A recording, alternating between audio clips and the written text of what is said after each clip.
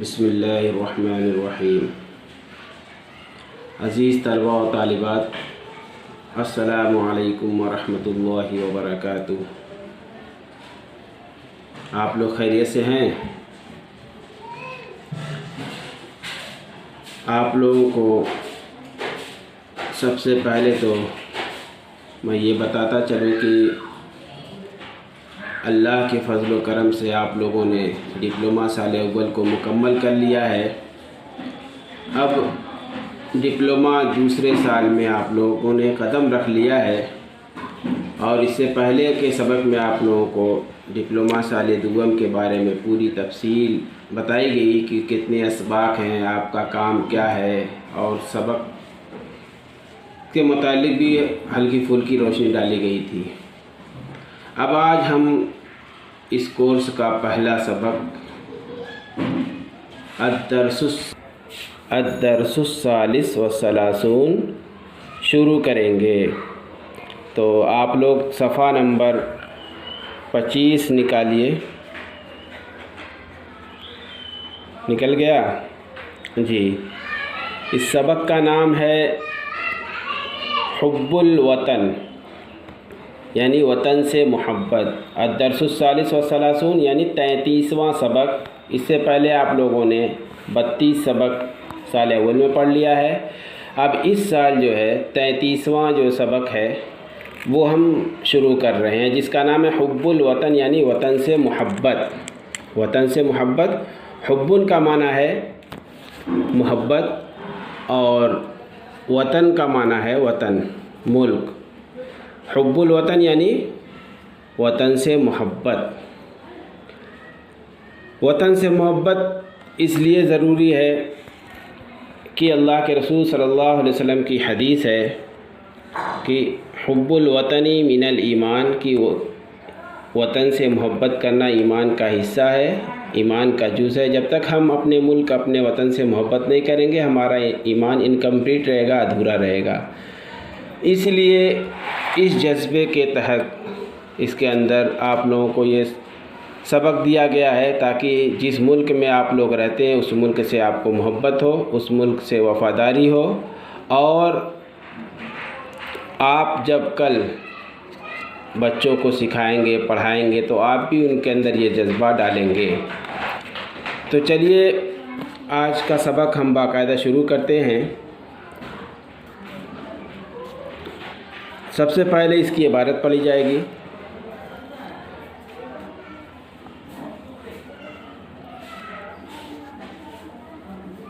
دخل الاستاذ سامی الفصل فی حصۃ التعبیر وسلم علی الطلاب۔ دخل الاستاذ، دخل یدخل، اس کا معنی ہے داخل ہونا۔ استاد آپ کو معلوم ہی ہے، معلم یعنی پڑھانے والے کو کہتے ہیں۔ اور سامی یہاں پہ جو لفظ ہے، یہ سامی جو ان کا نام ہے، استاد کا نام ہے، اور فصل کا معنی ہے درسگاہ، اور فی کا معنی ہے میں، اور حصۃ یعنی پیریڈ، گھنٹی، اور تعبیر کا معنی ہے، تعبیر کہتے ہیں اظہار اور انشاء کو۔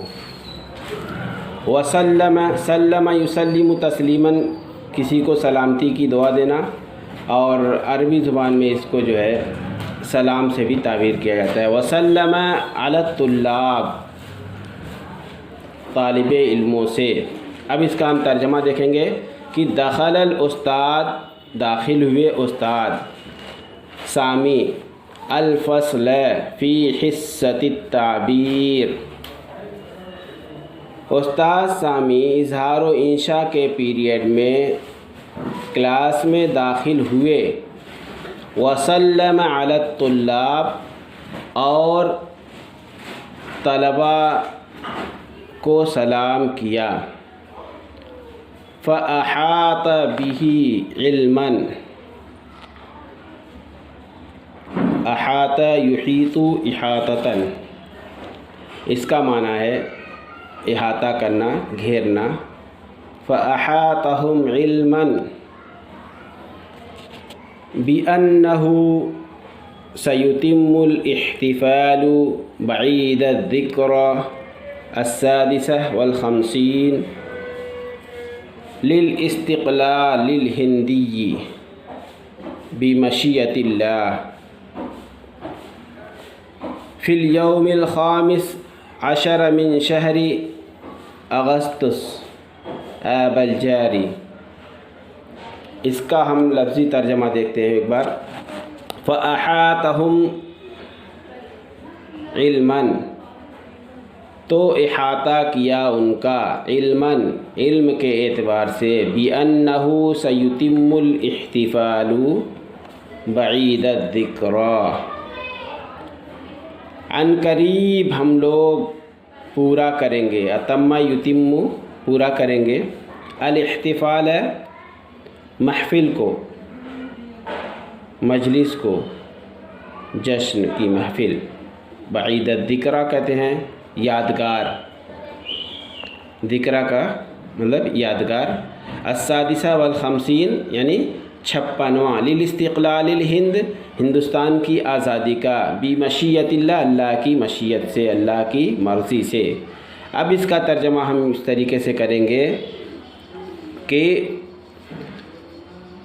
اور انہیں باخبر کیا، فَأَحَاطَهُمْ عِلْمًا، اور انہیں باخبر کیا کہ رواں مہینے اگست کی 15 تاریخ کو ہندوستان کی آزادی کا 56واں جشن منایا جائے گا۔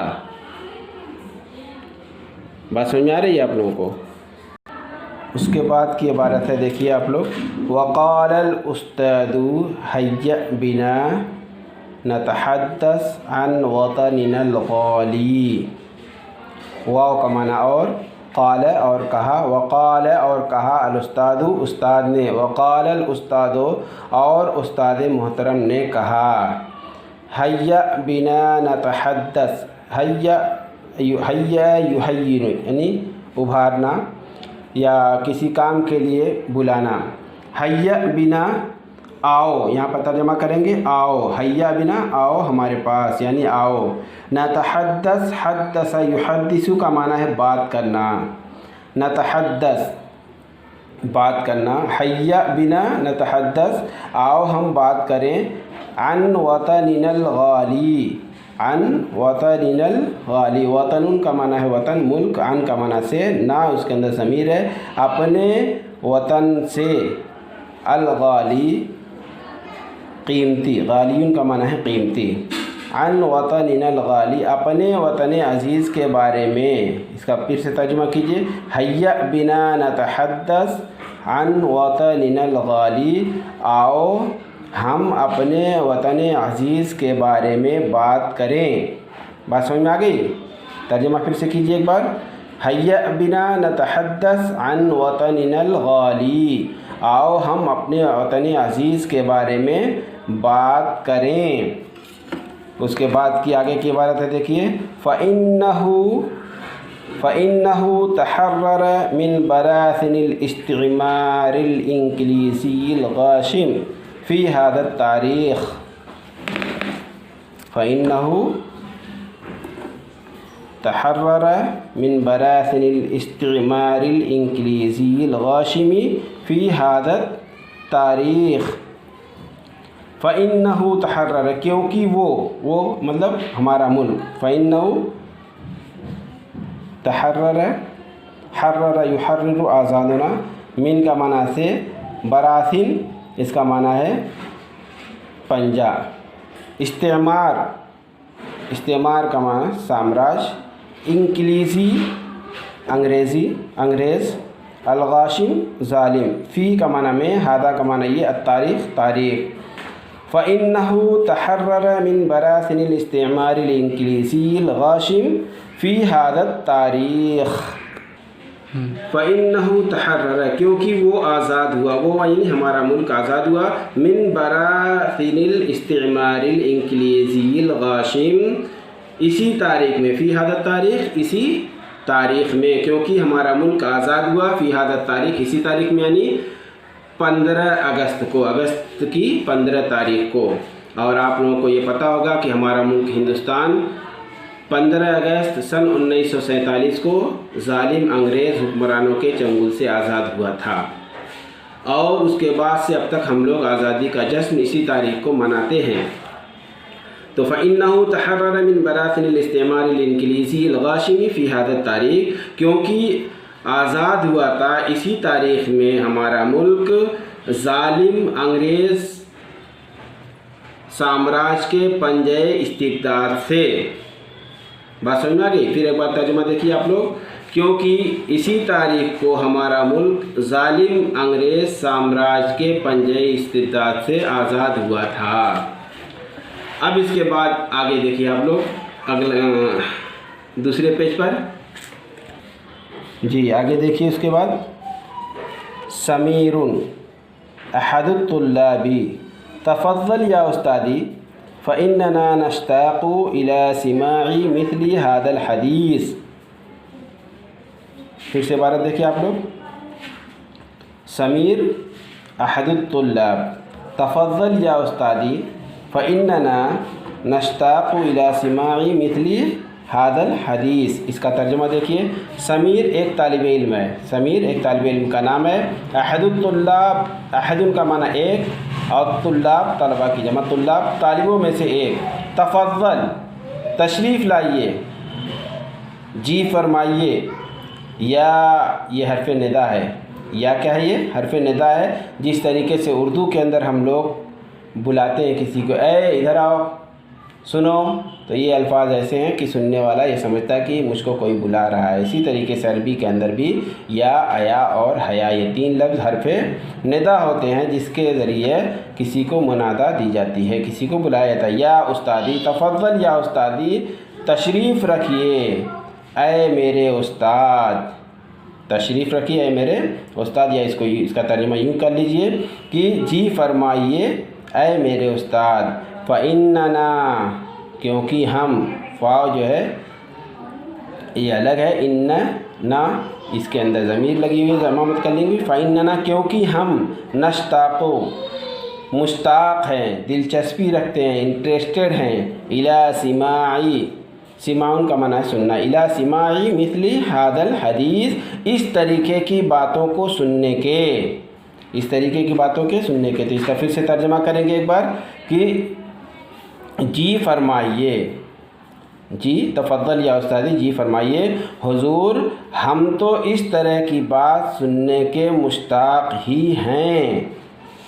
اب اس کے بعد جو ہے الاستاد، استاد، وَلِمَاذَا يَا ابْنَائِي، کیوں میرے بیٹو، یہ ابن کا معنی ہے بیٹا، یہ حقیقی جو بیٹا ہوتا ہے اس کے لیے استعمال ہوتا ہے، لیکن چونکہ استاد اور شاگرد کا معاملہ بھی بیٹوں جیسا ہی ہوتا ہے، تو محبت میں، پیار میں بھی طلباء کو استاد کیا کہتے ہیں، ابن کہتے ہیں، اسی کی جمع ابنا۔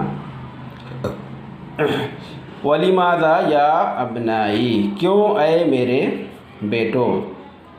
چلو، الاستاد وَلِمَاذَا یا ابنائی، کیوں اے میرے بیٹو، یعنی کہ تم لوگ ایسی باتیں سننے کے مشتاق کیوں ہو، کیا وجہ کیا ہے؟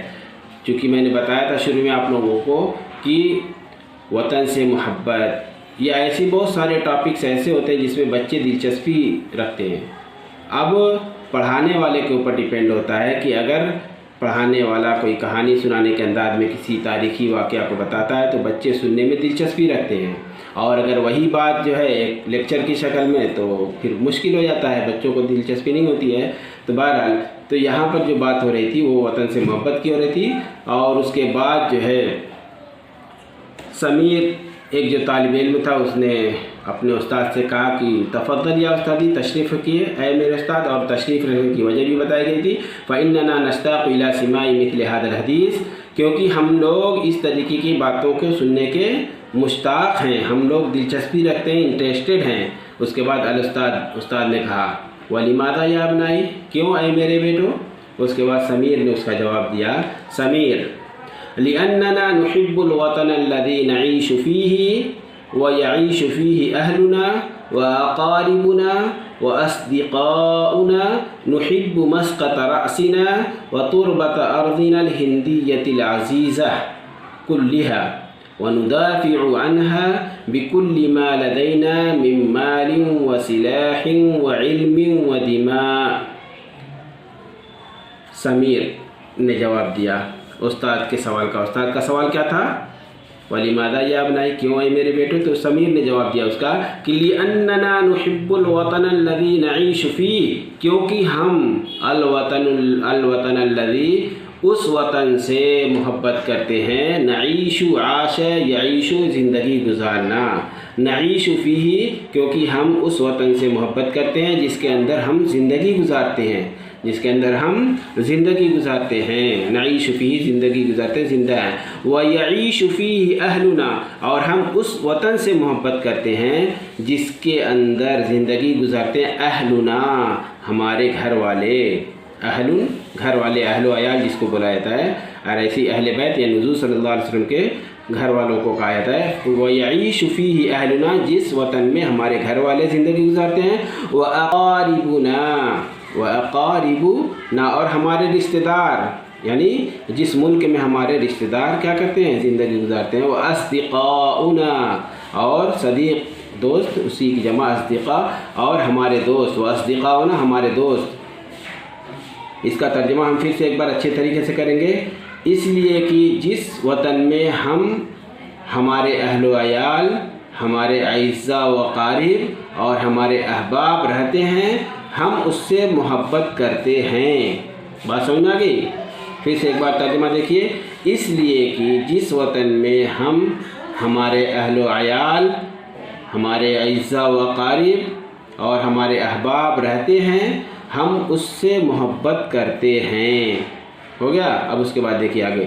نحب مسقط رأسنا، مسقط رأسنا، ہمارے سر کے گرنے کی جگہ.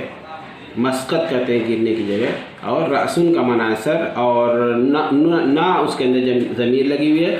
نحب، ہم محبت کریں. احب یحب، محبت کرنا. نحب جمع متکلم کا صیغہ ہے.